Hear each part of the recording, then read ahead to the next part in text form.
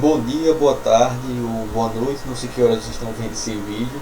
Espero que vocês estejam bem, seguros em casa, fiquem em casa com seus familiares. A partir dessa aula, desse vídeo aula, a gente vai começar aqui com uma iniciativa aqui do colégio, né, do Ofenísia Freire, a preparar videoaulas para esse período de quarentena, para que a gente não fique sem ver os conteúdos, para que a gente não atrase os conteúdos, para que vocês tenham tempo, dentro desse tempo ocioso da quarentena, vocês possam assistir aulas, ver os conteúdos, continuar os assuntos, estudar, fazer exercícios. Então a gente vai passar para vocês videoaulas, vai passar para vocês uma série de exercícios para que vocês mantenham a cabeça em atividade, não percam esse tempo que a gente vai ficar parado. É a melhor forma possível, porque devemos seguir as orientações da Organização Mundial da Saúde e evitar aglomerações, evitar ficar em espaços fechados com várias pessoas, para poder evitar não ser contaminado com o Covid-19, que é uma doença que é séria, que tem uma alta transmissão e que tem um perigo principalmente para as pessoas mais velhas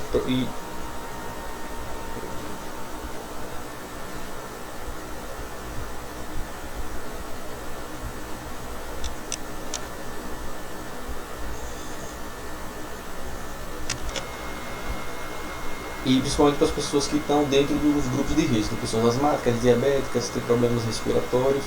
Então a gente tem que ter esse cuidado para proteger a todos, para nos proteger e proteger também as pessoas que a gente gosta, principalmente as pessoas mais velhas. Todo mundo tem, pode ter uma avó, um tio, um amigo ou amiga mais velho, ou que tem algum desses problemas. Então é fundamental a gente ficar em casa para cuidar deles e da gente. Então, para dar continuidade aqui no conteúdo didático de ciências no 7º ano, vou dar uma relembrada, né, um pouquinho do conteúdo que a gente viu, para, como a gente ficou esse bom tempo parado, para a gente poder relembrar, já que a gente acabou parando no meio de um conteúdo. Então não vou continuar diretamente, vocês podem nesse tempo ter esquecido. Vou lembrar alguns pontos chaves para a gente poder desenvolver melhor o assunto, certo? Então a gente viu nesse primeiro período, a gente estudou o que? Os seres vivos, as características dos seres vivos e as funções que eles desempenham no ambiente, né? Então aqueles organismos são produtores, consumidores, decompositores. A gente viu o funcionamento das cadeias e teias alimentares, né? Da importância de transferência de energia e de matéria de um nível trófico para o outro, ou seja, de um organismo vivo para o outro, principalmente focando na importância dos produtores, né, que são principalmente as plantas e as algas, que tem aquela capacidade única de converter a energia luminosa em energia química, que é utilizada para os seres vivos para desempenhar suas funções. Então, à medida que essa energia é transferida na cadeia alimentar, ou seja, quando um ser vivo se alimenta do produtor, quando o próximo ser vivo se alimenta daquele consumidor primário que se alimenta do produtor, né, o herbívoro, essa energia vai sendo transmitida de um nível para o outro. Assim, todos os seres vivos conseguem acessar a energia que foi convertida primeiramente por esses produtores, né, por essas plantas e por essas águas que converteram essa energia luminosa, que é inacessível a outros organismos que não os produtores, que têm essa capacidade, principalmente a partir daquele fenômeno que a gente estudou, que é o da fotossíntese, né? Ou seja, o processo de conversão de energia luminosa em energia química. Essa energia química é o próprio alimento da planta e que é transmitida dentro da cadeia alimentar para os outros seres vivos, né? Depois que a gente estudou esses seres vivos, a gente começou a estudar também aonde esses seres vivos vivem, ou seja, a interação que esses seres vivos têm em determinados ambientes.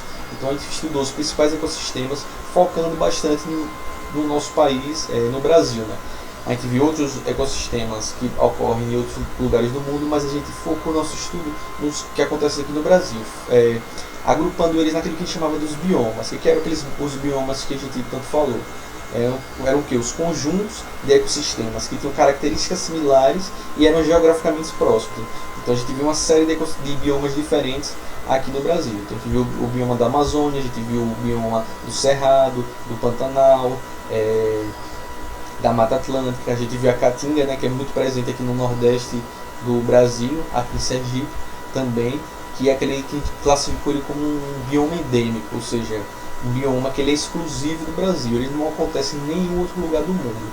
Então a gente tem aqui a Caatinga representando esse bioma endêmico, E a gente também vê lá que no sul do país tem os pampas, né, os campos sulinos, que diferentes autores afirmam que os pampas também seriam um ecossistema endêmico, mas alguns outros autores, e é o que segue o livro didático de vocês, eles afirmam na realidade que os pampas eles também podem ser encontrados no Uruguai e em partes da Argentina. Então aí eles já não seriam mais endêmicos, porque para ser classificado como um bioma endêmico, esse bioma ele tem que ser exclusivo daquele local, certo? Que é o caso da Caatinga. Ou seja, não existe um outro bioma no mundo que seja igual à Caatinga que a gente tem aqui no Brasil, especificamente aqui no Nordeste e aqui em Sergipe também. E vive uma série de ecossistemas que estariam dentro desses biomas, né? Então a gente viu alguns ecossistemas litorâneos, né? Como os manguezais, que são muito presentes aqui em Aracaju. Se a gente for ali na região da Beira-Mar, da 13 de Julho, ou nas regiões lá da Orla Pôr do Sol, né? Lá no Mosqueiro, a gente vai ter a presença desses ecossistemas, né?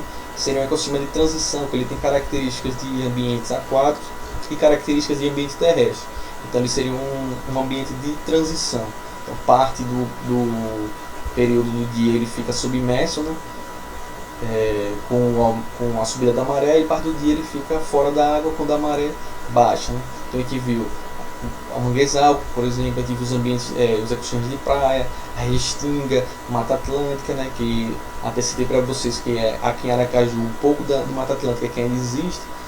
A gente encontra lá no Parque da Cidade, num morro chamado Morro do Urubu, que é uma área de preservação ambiental que a gente tem aqui em Aracaju, né?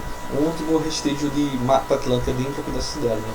Que a gente sabe que durante o processo de ocupação e colonização e ocupação do Brasil, desde a chegada dos portugueses, né, de domínio do território brasileiro, boa parte desses ambientes costeiros, esses ecossistemas que ficam próximos ao litoral, ao mar, foram devastados no processo de ocupação dessas populações europeias quando chegaram ao nosso território, que vocês podem ver mais especificamente nas aulas de história, no processo de colonização e exploração do Brasil.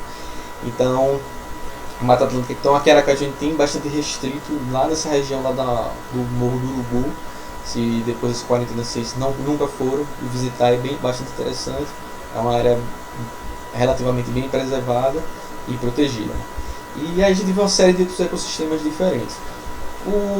A partir de agora, o que a gente vai ver, depois que a gente vê as características que formam, que são esses ambientes e esses ecossistemas diferentes, a gente vai começar a estudar um pouco os impactos que esses ecossistemas eles podem ocorrer nesses ecossistemas, né? Que tipos de impactos podem acontecer nesses ambientes.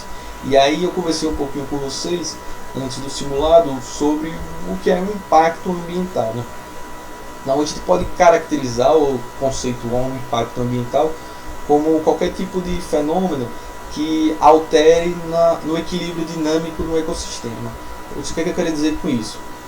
Quer dizer que qualquer tipo de fenômeno, qualquer coisa que aconteça, qualquer tipo de interferência que atrapalhe o equilíbrio do ecossistema, ou seja, as inter-relações entre os seres vivos e os fatores não vivos, ou seja, os fatores bióticos, os seres vivos e os fatores abióticos, ou seja, a relação entre esses fatores, então as plantas, os animais, as bactérias, os fungos, com os fatores que não têm vida, né? A água, a temperatura. Então qualquer tipo de interferência nessa dinâmica dessa relação a gente classifica como um impacto ambiental, certo? Então os impactos ambientais eles podem ser de dois tipos. Eles podem ser impactos naturais, ou seja, impactos que acontecem a partir de fenômenos da natureza. Então, por exemplo, uma tempestade, cai um raio em uma região de floresta, de mata e causa um incêndio. Então esse incêndio ele vai deliberar um desequilíbrio na dinâmica daquele ambiente. Então aí vai ser classificado como um impacto ambiental. Mas esse impacto ele é natural. Por quê? Porque ele aconteceu por um fenômeno da natureza. Ele não aconteceu pela interferência direta ou indireta do ser humano. Então, por exemplo, fenômenos como furacões, terremotos, que são fenômenos naturais que não podem ser previstos. Então eles vão gerar impactos e esses impactos são classificados como naturais. Então você vai ter uma interferência no equilíbrio dinâmico do ambiente e esse equilíbrio, essa interferência é causada por um fenômeno natural. Então a gente diz que isso é um impacto natural. Geralmente os impactos naturais, até aqueles de grande magnitude, a interferência no equilíbrio dinâmico dos ecossistemas, dos ambientes, às vezes não é tão grande, ou seja, o ambiente ele consegue se regenerar daquele impacto e voltar ao seu estado de normalidade, vamos dizer assim, ou de naturalidade, de uma maneira mais rápida, né? Então o tempo de resiliência do ambiente, ou seja, o tempo de recuperação do ambiente pós-impacto é mais rápido. O que é diferente dos impactos que são aqueles outros que a gente chama de impactos antrópicos. O que são impactos antrópicos? Impactos antrópicos são impactos que são de ordem de influência do ser humano, seja direto ou indiretamente, ou seja uma alteração no equilíbrio dinâmico do ambiente com uma atividade direta do ser humano, por exemplo, um desmatamento, uma queimada, ou alguma atividade indireta, ou seja, você pode ter a contaminação de uma reserva de água, mas não necessariamente porque o ser humano foi lá e jogou algum poluente, ou seja, alguma substância que danificou ou interferiu no equilíbrio dinâmico de uma lagoa. Às vezes aquela substância era utilizada em uma determinada área e acabou por chuva, pelo vento, ou qualquer coisa, sendo transportada para aquele outro ambiente.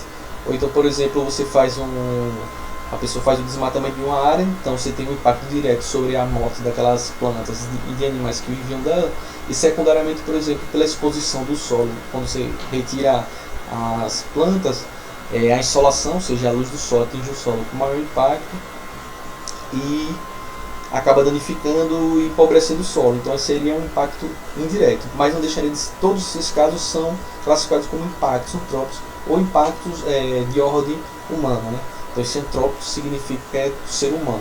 Então quando o ser humano ele causa um impacto, ou seja, um desequilíbrio no ambiente, na dinâmica, no equilíbrio dinâmico do ecossistema, do ambiente natural, a gente diz que esse impacto é antrópico.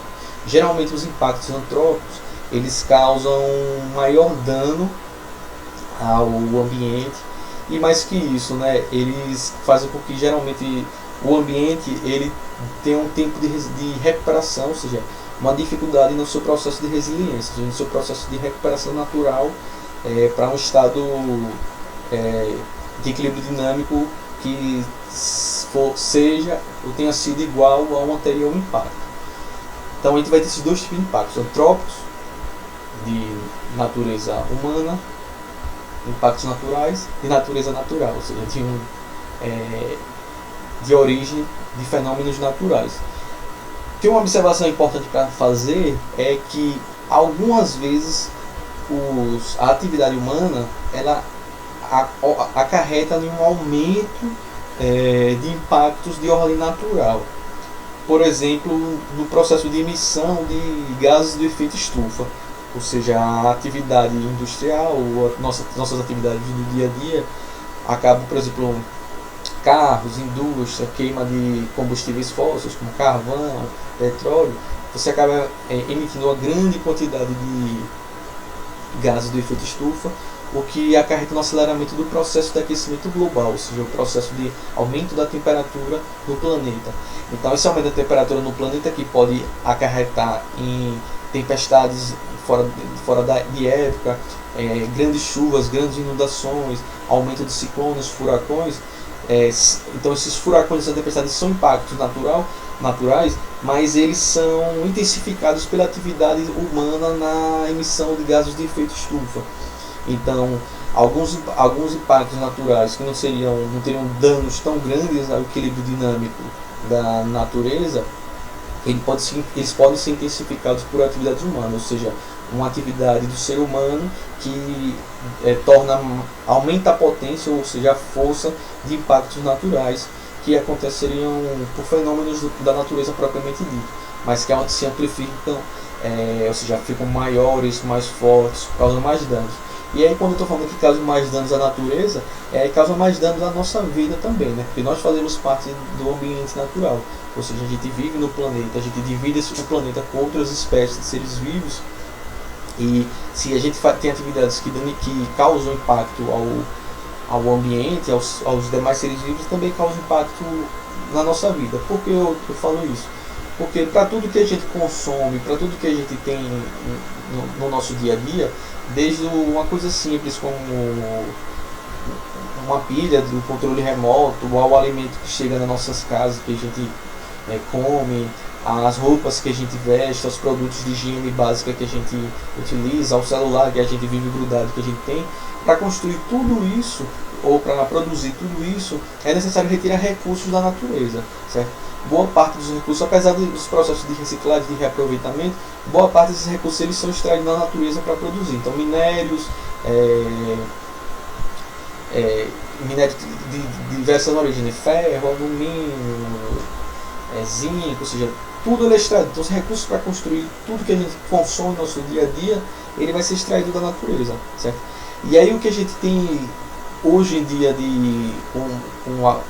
a partir das publicações científicas e das observações de uma série de institutos de pesquisa pelo mundo, é o que a gente vem observando que, principalmente a partir do processo da Revolução Industrial, lá na Inglaterra, da primeira Revolução Industrial, das outras revoluções industriais, e da ocupação do ser humano cada vez mais na natureza, e principalmente do avanço do sistema econômico capitalista, a gente vê que a gente tem uma maior demanda de consumo, de produção, de necessidades impostas, né, a todos nós, e isso faz com que nosso impacto, nossa existência no planeta, na natureza, ela acaba forçando uma pressão cada vez maior sobre os recursos naturais. Por que eu falo isso? Porque todos os recursos naturais que existem no planeta, eles são limitados, ou seja, eles têm fim. Então, desde os peixes que se pesca nos mares, rios, para nossa alimentação, aos minérios que são extraídos para fazer bateria para celular, todos esses recursos eles são limitados, eles são finitos. Então, quanto mais você extrai, menos você vai ter no planeta. E ao mesmo tempo que quanto mais você produz, mais resíduos, mais rejeitos, ou seja, mais lixo você produz, mais descarte de produtos você vai ter. Então, todos esses impactos, eles vão suprimir cada vez mais a demanda do planeta de um processo de tempo para ele se recuperar, para os ciclos biogeoquímicos, ou seja, o ciclo da água, o ciclo do nitrogênio, o ciclo do carbono, ou seja, o ciclo dos elementos químicos que vão servir de recursos para a nossa vida e para a produção dos nossos bens de consumo e para a vida dos outros seres vivos, eles vão ficando cada vez mais limitados, e essa produção em excesso, ou seja, esse modo de vida moderno, ele vai tornando mais difícil o planeta suportar esse tipo de produção. Então, por mais que a gente tenha um desenvolvimento tecnológico cada vez maior e que facilite nossa vida, agora, por exemplo, vocês estão assistindo essa videoaula, e ela só é possível pelo desenvolvimento tecnológico, pelo desenvolvimento da comunicação, pelo desenvolvimento da tecnologia da informação, que possibilita, mesmo em quarentena, a gente continuar discutindo os conteúdos didáticos.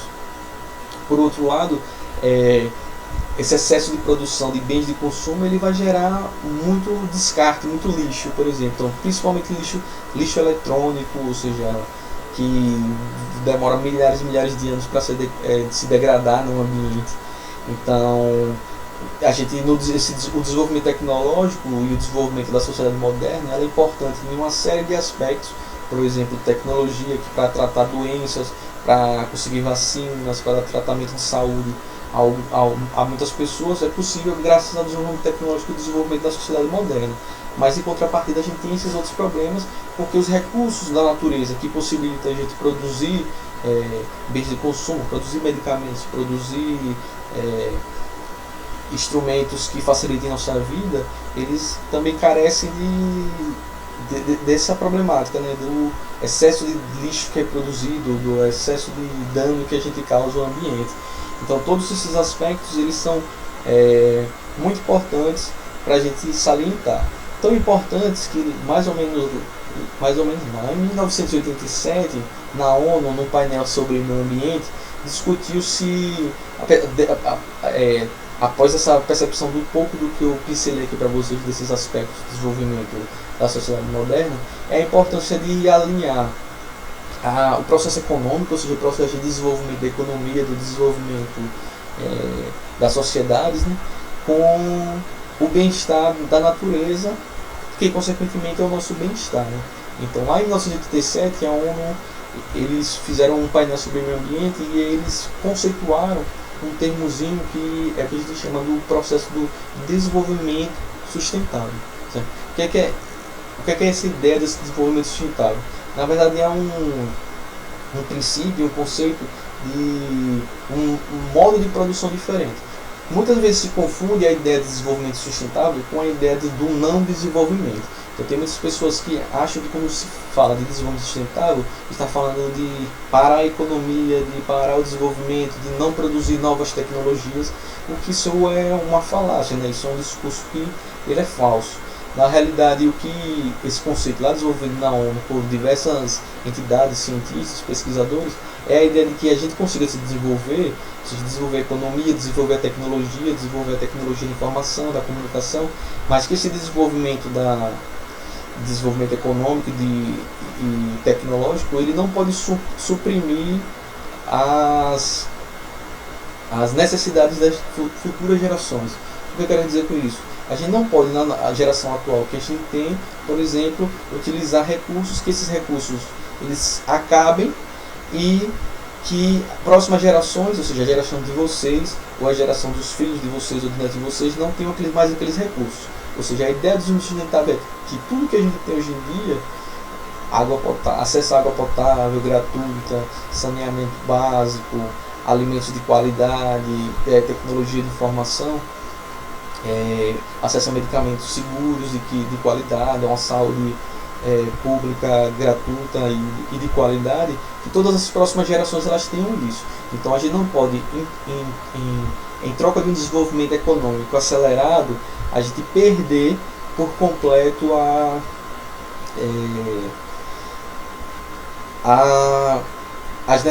gente suprimir as necessidades das gerações futuras. Então o desenvolvimento sustentável ele alinha buscar formas em que a gente desenvolva a economia e as tecnologias com o bem-estar social das nossas gerações e das futuras gerações.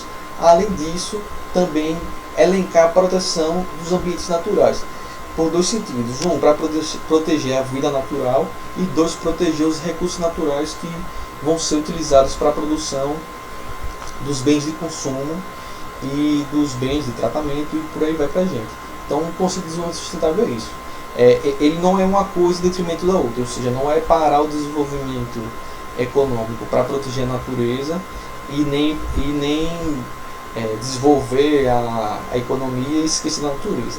É buscar novas formas de produção, novas formas de pensamento, novas formas de consumir, ou seja, repensar as necessidades de consumo, ou seja, o que a gente realmente precisa de verdade, o que a gente talvez não precise tanto assim.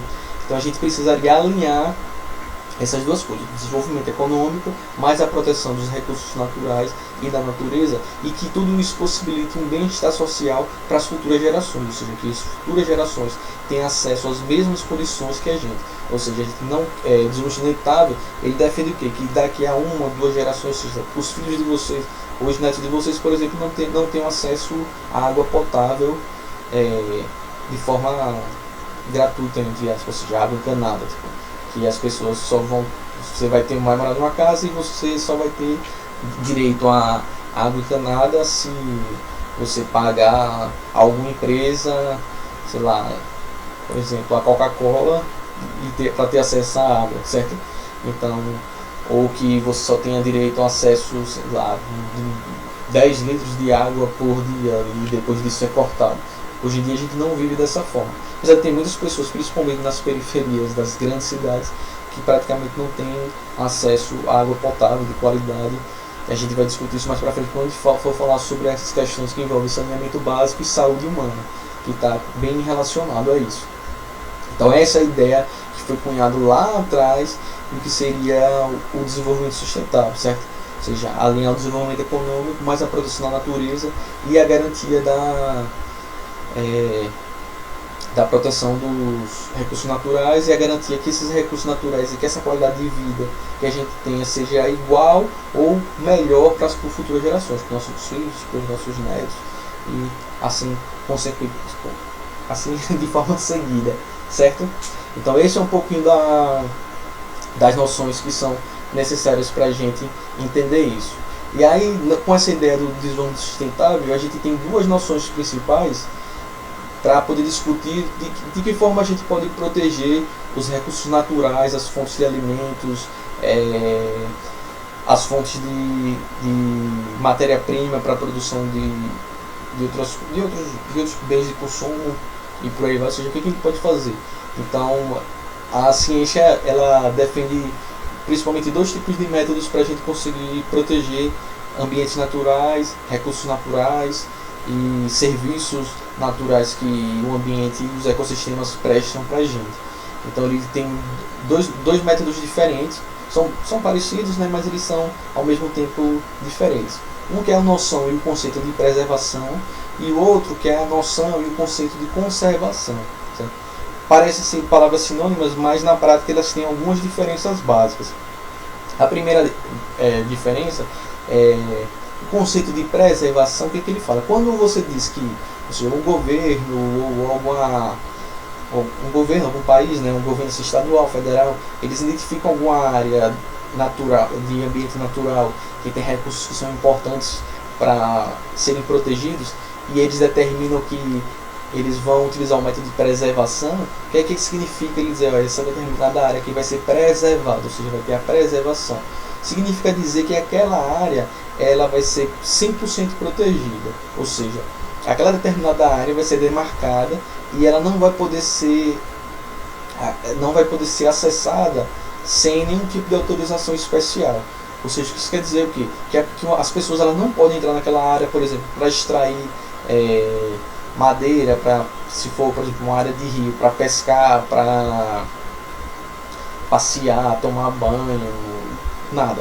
A noção de preservação é uma noção de proteção integral daquela determinada área, ou seja, aquela área, aquele ambiente natural, ele não pode ser acessado e os recursos que estão contidos nele, que existem dentro deles, não podem ser extraídos de forma nenhuma. Essa é a noção de preservar, essa é a noção de preservação, ou seja, aquele ambiente ele fica completamente restrito ao acesso e à utilização dos seus recursos. Ele só pode ser acessado por autorização dos governos, né? Então, se por exemplo for uma área de preservação estadual, aquela região só pode ser acessada com autorização do governo estadual, e aí às vezes pode ser acessada para fins de pesquisa, né? Então, pesquisadores, cientistas entrar naquela área para estudar, para saber as espécies que existem ali, os recursos que existem ali, quais serviços aquela região presta, né? Ou seja, se é uma região de nascimento de um rio bastante importante que se retira água para abastecer casas, cidades. Então, essa é a noção de preservação. Certo? A noção de conservação, ela também visa proteger uma determinada área, ou seja, quando você determina a conservação de uma área, você visa proteger os recursos naturais daquela área, proteger a vida daquela área, mas ela pode ter o uso sustentável dos seus recursos. Isso quer dizer o quê? Que de forma regulada, as pessoas podem acessar aquela área e elas podem extrair seus recursos. Então, por exemplo, se você tem uma área conservada, uma área de conservação ambiental, significa dizer que então, por exemplo, se for em um rio, significa dizer que alguns pescadores comunitários eles podem acessar aquela área, eles podem fazer seu pescado, ou seja, pescar os peixes, as marisqueiras, né, catar lá os moluscozinhos, os mariscos, mas de forma sustentável, ou seja, não pode ser uma pesca predatória, ou seja, uma pesca passar um barco com rede de arrasto e tirar boa parte dos peixes que estão naquela região, não pode, né? Você tem uma quantidade de peixes que você pode pescar naquela área, você tem uma quantidade de mariscos que você pode coletar naquela área, X quilos, vamos supor, isso aí é tudo regulado. As pessoas podem visitar essa área para fazer ecoturismo, visitar, né, e fazer trilhas, mas não podem extrair de forma desregulada, ou seja, algumas pessoas elas podem acessar as áreas conservadas para poder extrair recursos para a sua subsistência, ou seja, para a sua renda, para a sua sobrevivência, mas é limitado, certo? Você não pode fazer isso, ir lá e pescar, ir lá e cortar madeira de forma desordenada. Então essas são as diferenças. Ambos os mecanismos, ambos os métodos, eles servem para proteger ambientes naturais, ecossistemas, biomas, ecótonos, ou seja, ambientes de transição. Aí vai do interesse público em fazer essas preservações ou privado, né? Tem algumas pessoas que têm dentro de suas propriedades áreas de preservação ou conservação. Então ambos os métodos eles visam a proteção dos ambientes naturais, mas tem essa diferençazinha, certo? Enquanto a preservação ela é restritiva, ou seja, ninguém pode extrair nenhum tipo de recurso natural, o acesso é completamente controlado, regulado, você não pode entrar, vou passear aqui nessa área de preservação sem nenhum tipo de autorização de algum instituto ou algum órgão de controle de proteção da natureza, como o IBAMA ou o Instituto Chico Mendes, no caso aqui do Brasil, né? Já ambientes de conservação não, as pessoas podem fazer o uso sustentável dos recursos daquele ambiente, certo? Seja para extrair alimento, extrair produtos, que, por exemplo, a árvore seringueira que tem na Amazônia. Então as pessoas vão lá e extraem da seringueira o líquido para produzir a borracha, por exemplo. Lá então tem áreas de conservação na Amazônia em que as pessoas podem fazer esse tipo de acesso. Se forem áreas de preservação, não. Nem isso você pode fazer. Nem áreas de preservação você não pode nem fazer uso sustentável, certo? Você não pode extrair absolutamente nada. Então a noção de preservar é de proteção integral 100%, nada pode ser tocado ali. E a noção de área de conservação é essa, que você pode fazer uso sustentável, ecotrilhas, por aí vai, certo? Então esses dois métodos eles são importantes para ajudar a proteger determinadas áreas que têm algum valor econômico, valor natural ou algum valor de serviço natural que aquele ambiente vai servir para a gente, né? Então áreas de nascentes de rios, áreas de recife de coral, que tem aqui, a gente não tem grandes recifes de corais, mas por exemplo tem a área de proteção de preservação de abrolhos, né? Ele é uma área que é preservada, ou seja, ninguém pode acessar lá para pescar, para nada, né? Tem os peixes, tem os corais lá, mas ninguém pode acessar, porque é uma área que é preservada.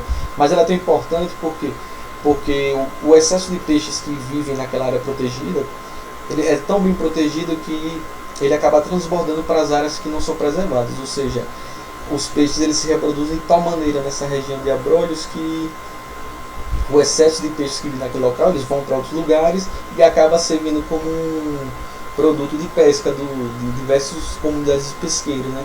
Ou seja, você preserva aquela área lá de abrolhos completamente, porque ali é uma grande área de reprodução de peixes e peixes de importância econômica. Então, como essa área onde eles se reproduzem é 100% protegida, ou seja, preservada, ninguém pode acessar lá, então os peixes eles podem se reproduzir de 100%, né? Ou seja, sem nenhum tipo de interferência do ser humano. E aí, como isso acontece de forma bem protegida, você consegue, quando esses peixes eles saem dessa área de preservação, eles acabam aumentando os recursos pesqueiros para os pescadores que não vão acessar essa área. Então não são apenas métodos que a gente utiliza só para proteger a natureza e proteger. A gente protege, preserva e conserva essas áreas naturais, porque quando você faz isso, você acaba ajudando na nossa própria vida, ou seja, nos próprios recursos naturais que a gente utiliza no nosso dia a dia. Beleza?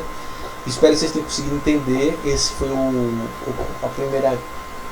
primeiro momento aqui de videoaula da gente, para a gente poder lembrar alguns conceitos, para poder entrar nos impactos naturais propriamente ditos, certo? Aqui ao final eu vou deixar meu e-mail e meu Instagram, porque se vocês tiverem alguma dúvida, se vocês tiverem alguma sugestão de algum conceito, vocês mandam para mim, ou pelo e-mail ou pelo Instagram. Se não tiver e-mail, vocês podem falar com seu pai, irmã mais velha, se vocês tiverem e-mail, para mandar um e-mail com as dúvidas. A gente vai disponibilizar também uma série de listas de exercícios para vocês fazerem, e se vocês tiverem dúvidas nesses exercícios também, vocês me mandam as dúvidas, que eu tiro as dúvidas. Se forem muitas dúvidas, aí eu faço um vídeo só para comentar todas as dúvidas. Se não forem tantas as dúvidas, aí eu vou aos poucos respondendo individualmente para vocês, certo? Mas não deixem de assistir os vídeos e não deixem de fazer as atividades complementares que vão nos auxiliar a identificar o grau de aprendizagem que vocês estão tendo nos conteúdos que a gente está passando, certo? Então, por enquanto é isso. Lave suas mãos, cuide-se bem e até a próxima aula.